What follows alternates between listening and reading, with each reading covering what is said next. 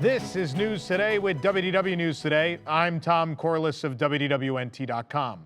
Please like this video, subscribe, and hit the notifications bell to make sure you never miss the latest from the Disney theme parks all around the world.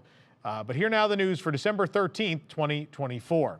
Actually, before we get to the news, got to mention today's sponsor.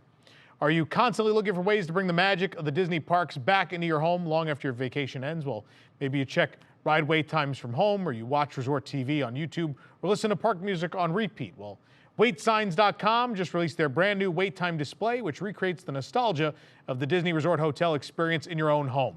When you turn on the device, you're greeted by a personalized welcome message, just as you would if you were checking in. And you could tap over to your very own resort channel, which displays the actual park hours and event times. We're going to do that right now, folks. Let's enter our room. Here we go. That tells me I'm on my vacation. I still don't know where I'm going in 78 days. I'm going on the Treasure in like a week, so maybe you should count down to that. We didn't update this. We clicked the resort, Orlando. We're here at home now in Orlando. There's our park hours. Today's hours, early entry, special events, of course, the Christmas party. You get the idea. Fun stuff.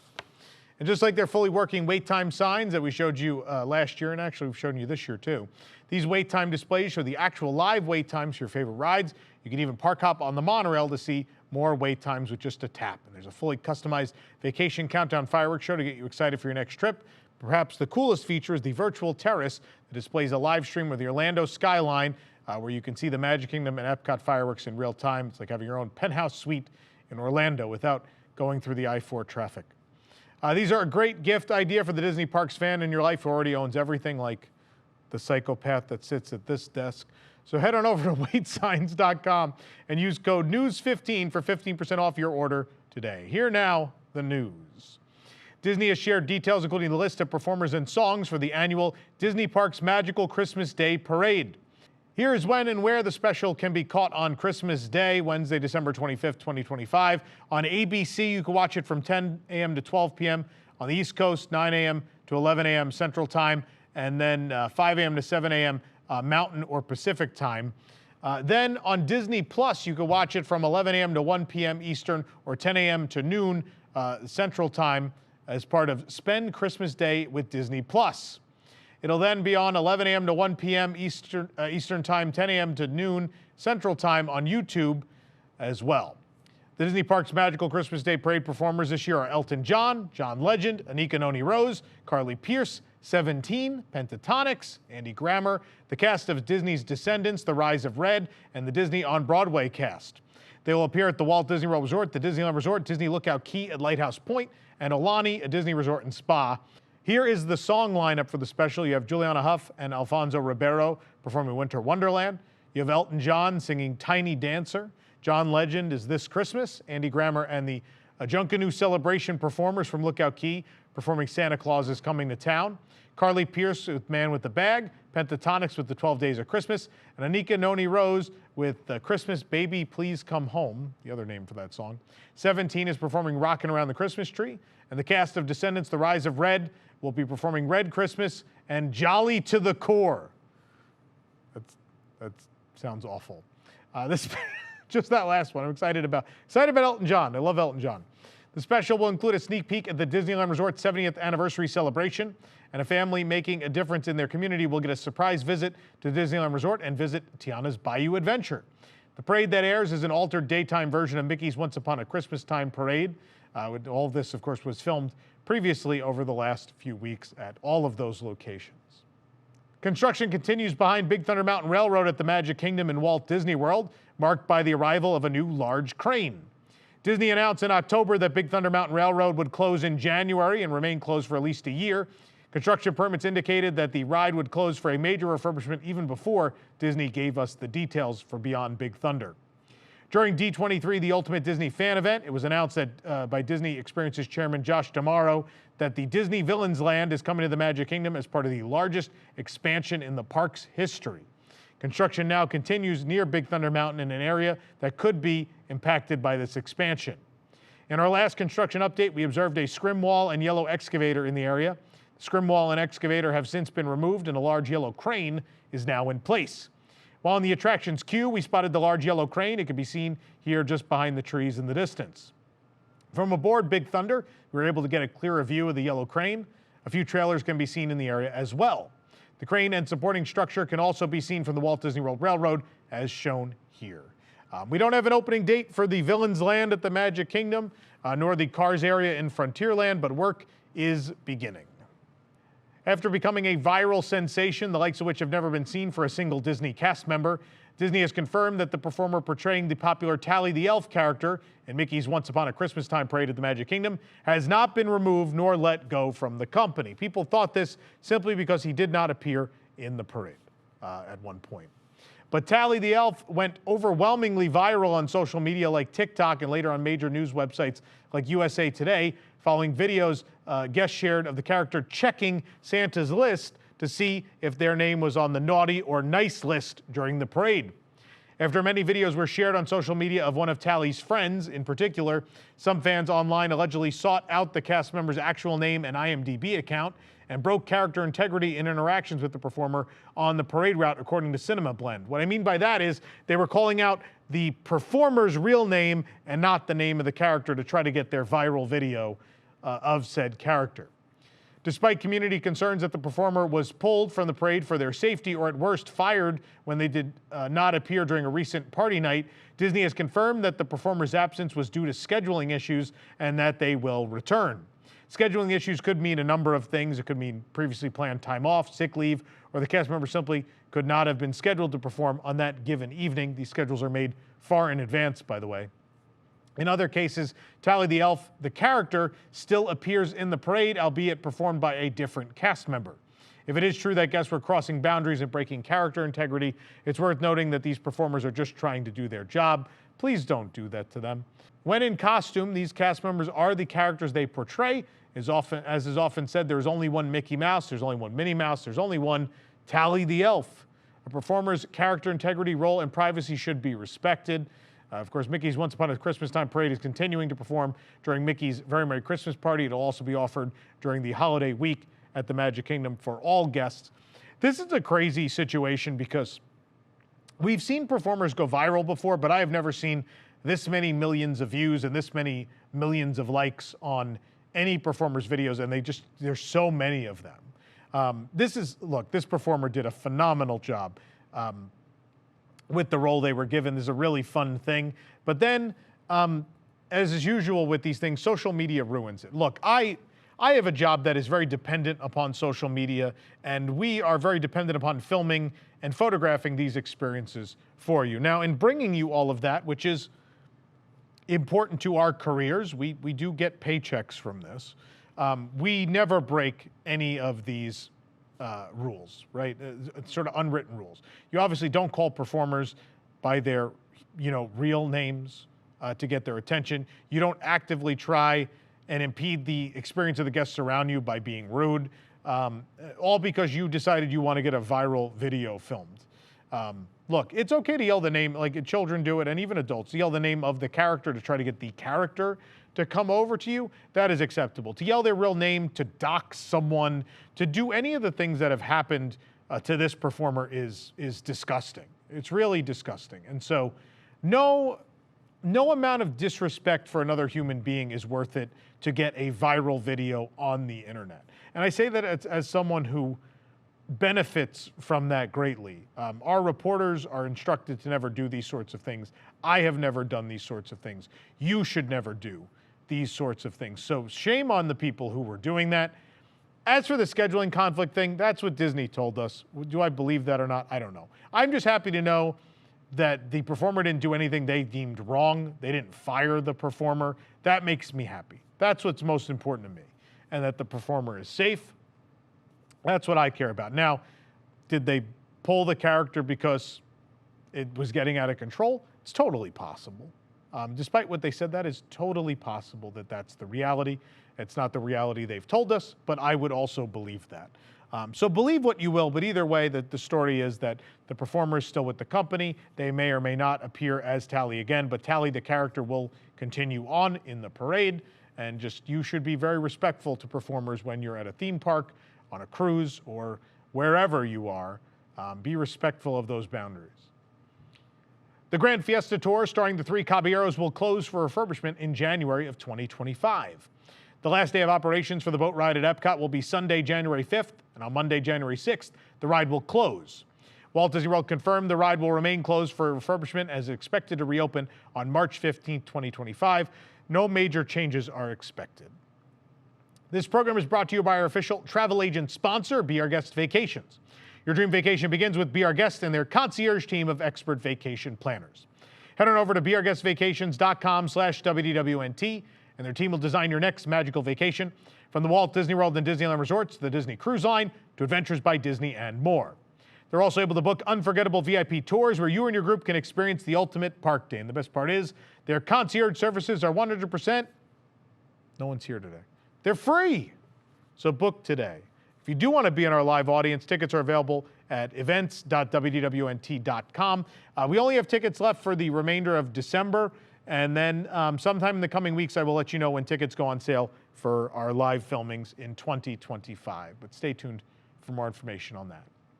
Disney just released a new mug themed to Dinosaur Gertie's Ice Cream of Extinction at Disney's Hollywood Studios. Here it is.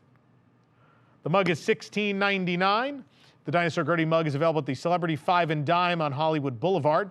The mug's interior is gold, a glittering gold for some reason, but the imagery is duplicated on the back side of the mug as well. It's the art from the sign that resides outside of Dinosaur Gertie's. The mug is the second piece of Dinosaur Gertie merchandise Disney has made recently. The other, of course, the tumbler that debuted just last month. And of course, don't forget, we've had Gertie merchandise. We've had two plush this year. We had regular Gertie and Santa Gertie, both sold out. I'm going to say this. I'm going to put this out there. I know I told people we weren't going to make the Gertie again. We're going to make the Gertie again. So many of you have asked. And now, for those of you that bought the original, I will tell you, when we make a new one, it will be different. There will be several differences. So where if you want another one that's different and does different cool things, it will exist. And if you feel good with the one you've got, it's not going to ruin it. But we will produce a Santa Gertie again next year because so many of you have asked, and I feel bad. And I want everyone in the world that wants one to have one. So they will be back. Don't you cry. They'll be back again someday. I'll tell you next year. I'll give you lots of warning so everyone will know. But thank you so much for supporting that product this year. The Dinosaur Gertie plush that we released in May, and of course, Santa Gertie that came out at the end of this year. As I said earlier in the year, we were fighting the Google algorithm a bit, and honestly, I don't know that we'd still be here through those two really rough periods of our year if it hadn't been for the Gertie plush, if I'm being totally honest. So I want to thank you all for supporting us anyway. If you're WIGS members, if you bought the Dinosaur Gertie, if you leave us super chats on one of our live shows, if you bought any product in general this year, I want to give you a sincere thank you for keeping the lights on here at WDWNT. I assure you we're doing much better now. Google, thankfully, has fixed a lot of their problems, and things are kind of back to normal here. But we had I'd say there was a pretty rough 12-month period for us where we were fighting to keep everybody on staff and employed and keep things going the way we always have here. But sincerely, thank you to everyone who helped us out through this year and your continued support. Even if you just watched a video or read some stories on the website, you've helped us tremendously, and we deeply appreciate everything you've done for us. Walt Disney Imagineering has filed a new notice of commencement for work on the Tropical Americas expansion at Disney's Animal Kingdom. The document filed today, December 13th, lists 610 Dinoland Drive as the property being prepared for area development. This location is the relative area of the former Primeval Whirl attraction, which closed in 2020 and was demolished the following year. The area has since been blocked off from guests by construction walls. The permit was filed with Whiting Turner Contracting Company, which has worked with Disney in the past on projects like the Tomorrowland Launch Depot ahead of the opening of Tron Lightcycle Run, the World Celebration Gardens, and most recently, the upcoming Disney Villains Unfairly Ever After show coming to Disney's Hollywood Studios. Disney previously announced its plans to construct the new expansion in phases, starting with the closure of Triceratops Spin, the Fossil Fun Games, and Chester and Hester's Dinosaur Treasures on January 12th. Disney filed its first notice of commencement way back in May of 2024, and another permit was filed in July for Imagineering trailers. In October, Disney filed a permit with the South Florida Water Management District detailing the demolition plans for the project, and the district later requested additional information about the permit. The new Tropical Americas expansion will include an Indiana Jones attraction, which will replace Dinosaur, though the latter will remain open through all of 2025. And taking over the general footprint of Dino-Rama and Primeval Whirl will be the Encanto attraction. Both are scheduled to open with the entirety of the Tropical Americas in 2027. That will also include that carousel that looks like it is wood-carved, featuring Disney animal characters. Sources indicate that the popular piano bar Jellyrolls at Disney's BoardWalk will still close permanently in the near future, but the timeline for that closure is going to be different. In our last rumor post on the piano bar, we shared that the venue would close on or around January 1st of 2025 to make way for a new Disney-operated jazz club. Now sources state the venue will no longer close on or around the first of the year. That being said, they also indicate the venue will still be shuttered soon and remodeled into that jazz club. Disney has also reportedly begun casting in earnest for the new establishment and has told performers that they've contacted that they would be looking at a 2026 debut for the new venue. We have not heard a new timeline or date for Jellyrolls closure just yet, but we would speculate that it will be sometime next year. The proposed new jazz club would be part of the larger ongoing overhaul of the BoardWalk. Past updates over the recent years include updating the lobby of the BoardWalk Inn and the opening of BoardWalk Deli, BoardWalk Ice Cream, and Blue Ribbon Corn Dogs. Big River Grill and Brewing Works closed its doors earlier this year as well. Supposedly, the closure of Jellyrolls was always scheduled to occur after the opening of the Cake Bake Shop by Gwendolyn Rogers, which finally took place this year after being delayed from the year previous. The Dueling Piano Bar is currently in its 29th year of operation. Admission is only open to guests ages 21 and up and with a cover charge required. Jellyrolls stands as one of the last original venues on the BoardWalk, as the ESPN Club, Spoodles, Seashore Suites, and more have all closed and been replaced. As with any rumor, this is purely speculative until Disney or Jellyrolls confirm this, but it's all but confirmed at this point. I know the Jellyrolls people have been coming out in force to say we're not closing on January 1st. They never just say we're not closing. They always got to put on January 1st because they know they're closing. So you do have a little more time, which is great. Jellyrolls is a wonderful venue. I don't agree with their drinks are terrible and the cover charge is obscene. But the people that perform there are super talented and it's a fun time regardless of that. But so apparently, I didn't even know this. There were several Jellyrolls locations across the United States that have all closed previously, and they all have closed on January 1st.